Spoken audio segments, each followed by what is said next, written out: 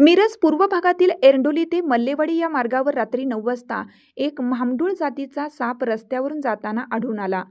इंडोली ते मल्लेवाडी या रस्त्यावरील पेट्रोल पंपाजवळून साप सरपटत जात असताना एरंडोलीतील राजकुमार भंडारी या तरुणाला दिसला.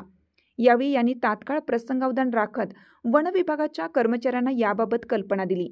यावेळी वन विभागाच्या कर्मचाऱ्यांनी आपण सकाळी या ठिकाणी येऊ असे सांगितल्यानंतर परिसरातील ग्रामस्थांना बोलावून हा साप पकडून एका ग्रामस्थाच्या दुधाच्या कॅनमध्ये सुरक्षित ठेवण्यात आला. या प्रजातीच्या सापाची तस्करी व विक्री होत असल्यामुळे भंडारी यांनी या घटनेची दखल घेत हा साप सुरक्षित स्वाधीन केला. परिसरात उन्हाच्या तीव्रतेने अनेक साप सुरक्षित ठिकाणी जाण्यासाठी आसरा शोधत असतात. या सापांची प्रजाती दुर्मिळ असून तस्करी व विक्रीचे प्रमाणही मोठ्या प्रमाणात होताना दिसतंय. यामुळे या घटनेची दखल घेत तरुणांनी याबाबत घेतलेला निर्णय कौतुकास्पद आहे.